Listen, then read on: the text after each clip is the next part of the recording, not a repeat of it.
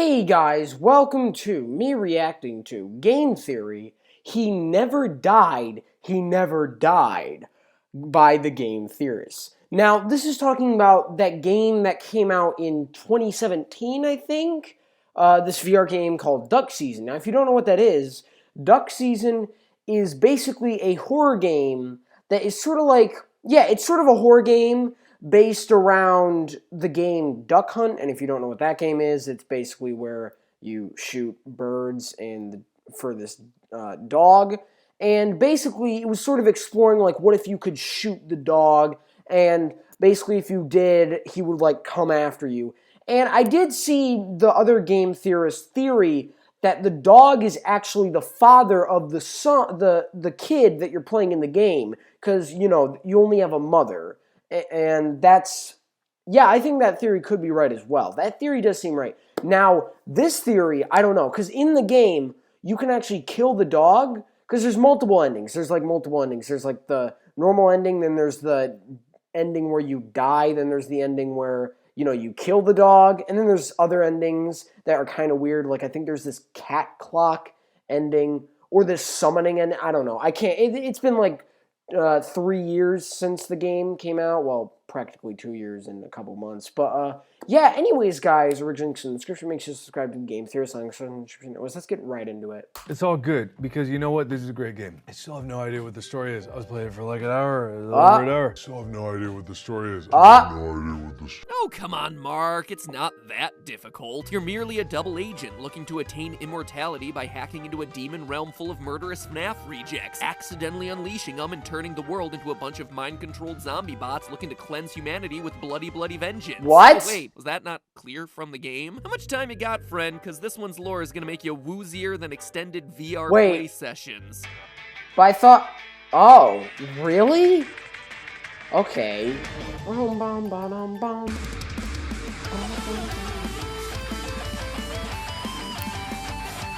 Bruh, this intro though, the music is always good. It's always the best. But yeah, honestly, I don't know. Hello, Internet. I didn't know that Welcome was the lore to Game either. Theory, I didn't know that the was show lore that either. lives in the blurry borderlands between game and reality. Today's episode is Oh, all about yeah. the new incredible VR title Boneworks, Boneworks! developed by Stress Level Zero. If that studio name sounds familiar, well, it should. It's actually the same team that made Duck Season 2 Oh years yeah, ago. You know, the Boneworks. VR Duck Bruh, Hunt I've been parody watching. with more I've been dead reacting to the 80s trailers. kids than your typical FNAF game, and more hidden game lore than, well, your typical FNAF game. Go figure. And now it seems like they're back at it with even more tricks. Oh, so this is a theory about Boneworks and how it connects with Duck Hunt? Duck Season? No way. First-person shooter? Check. No way. Physics-based puzzles? Check. Crowbars, facehugger crabs, and a whole lot of orange? Big old check marks there. The only thing that we're missing is a gravity gun. Force powers. Oh, wait. But underneath, Stress Level Zero has created what's perhaps the most original, fascinating, and well-hidden game universe that we've seen in years. Perhaps a bit too well-hidden. You see, the surface level was all that some reviewers got out of their gameplay experience. When looking at reviews for Boneworks, you had people saying stuff like, the story is bare bones, and the lack of a meaningful story made Boneworks feel a little hollow. Definitely missed the opportunity for some calcium memes there, IGN. Boneworks is hollow, needs calcium, suck. Dead memes aside, though, Boneworks is anything but hollow. In addition to being just a really tight VR shooter, it's also a game much bigger than what it appears. Yeah, what? Considering it plays a critical role in a massive It looks good. The mystery game that Stress looks Level really Zero has good. been laying out for us. And so that is what we start exploring today. The calcium-rich story skeleton of Boneworks and how the whole thing ties together with the serial killer dogman haunting game cartridges in the 1980s. There is a lot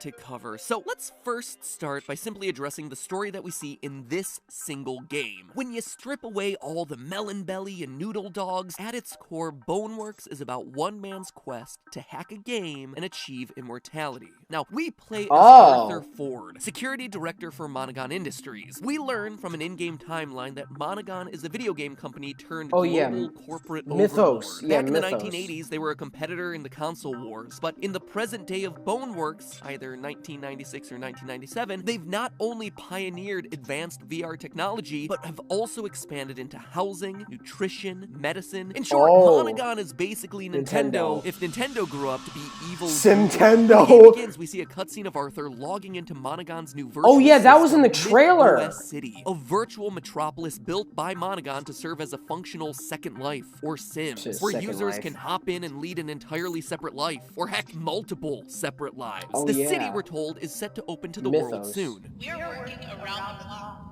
So I didn't play the game and I didn't watch anything on it. But it's not long before our peaceful stroll through the VR city gets interrupted by a transmission coming in from the outside world, the real world. M. Hayes, security engineer for the Boneworks project, tells us that the city is on lockdown. Isn't that the guy from I have no idea how you weren't kicked. Like, nobody else can log in. The system clock being frozen might have something to do with it. So if you can make your way to the core tower, you might be able to manually restart it and let us back in. So the system is frozen, and it's our goal as the only person left in MythOS to manually restart it. And that's the game. Or is it? You see, it quickly becomes clear that the system shutting down was an inside job. Hey, so everyone's kind of freaking out over here. There's a rumor from security that somebody broke into the complex and coordinated a breach in Myth. I don't know why, or who would even know how, but I think it's an inside job. And from there, it doesn't take much to figure out that we are the double agent. Rewind back to the beginning of the game. We see Arthur jacking into the system via some very unconventional means. He's barricading doors, he's plugging USB drives into wires, he's using a rough-looking VR headset.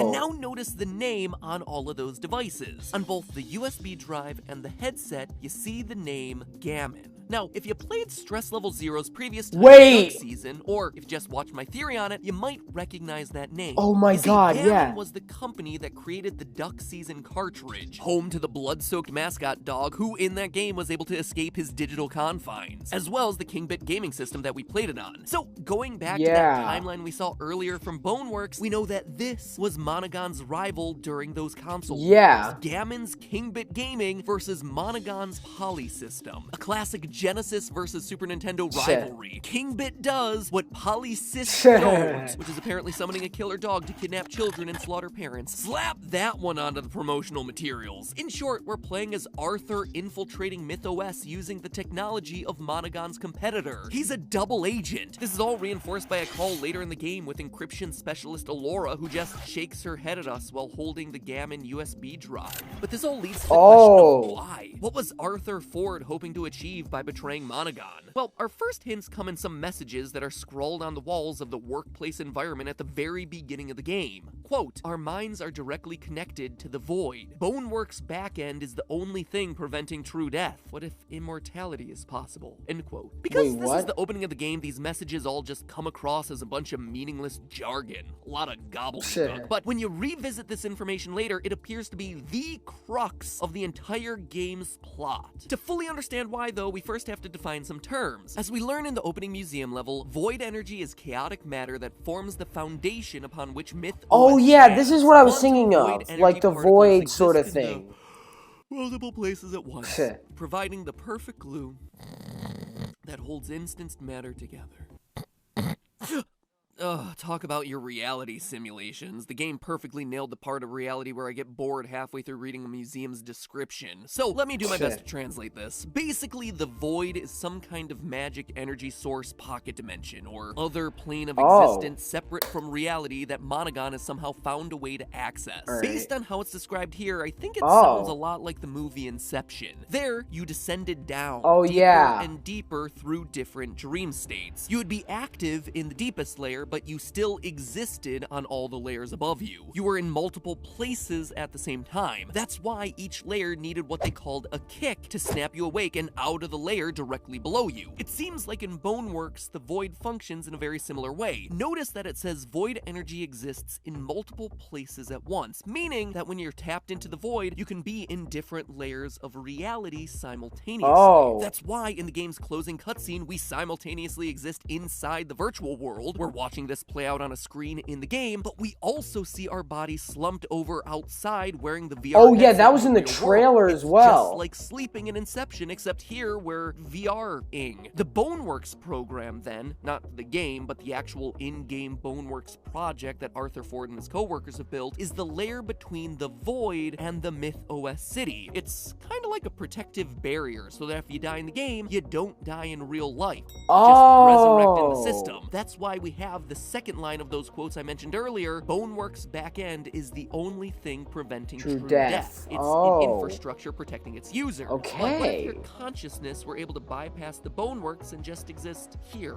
down in the Void? You see, the Void is a very real resource in the game world. We see, thanks to that timeline I keep going back to, that Monogon discovered the Void, which on the timeline was redacted for privacy concerns, and it's enabled them to build out their myth systems. As such, everything, both real and virtual in this game, touches the Void in some way. Monogon just figured out a way to tap into it and send users into the myth system using it. So consider this, if your consciousness is somehow able to get past the Boneworks and down into the Void, you can die over here in the VR world, or heck, you could even die over here in the real world, and it wouldn't matter. You're immortal. You are beyond the need for a body, free of physical limitations and constraints. You can suddenly access every tech product, or heck, every living creature that decides to tap into the Void energy. And as we're told, so is that the dog? Everyone who's going to be joining this system into the Void. So your consciousness could theoretically invade any real world body that you wanted. You could glitch trap. Yeah, I'm like, and wait. all of this is exactly Ford's plan. We see it in more wall writings in that opening section of the game. Quote again, theoretically, if we can somehow stop the system clock, we could disconnect the resurrection field outside MythOS chambers. We could resurrect in the Void. The Void Way could allow for immortality. If the Monogon heads knew even remotely how valuable this is, even with Boneworks access, getting out of MythOS might be hard. Let's go find out. So that seems to be the plan that Arthur's following here. Insert the Gammon USB key to disconnect the servers, stop the system clock, and buy himself a couple of hours to get his way into the Void and become immortal. I mean, if you're playing the game like a normal person. Our GT Live playthrough is like a full day's worth of video for like half the game. So, you know, maybe we should have been playing with a bit more urgency. I'm a hammer. Do. Shadow puppets with a hammer. Let's just say our version of Arthur Ford not making it to the clock in time. Anyway, for as complex as it is, apparently Arthur wasn't the only one to figure it out either. According to his co-worker Laura, you're heading to the tower to reset. I've been obsessing over the possibility for weeks. And you acted on it first. I couldn't let you think you were the only one who saw it. Just leave a way for others to get in. Leave a way in. At the end of Arthur Ford's journey, which ends with a lot of ladder climbing, I mean, a lot of ladder climbing.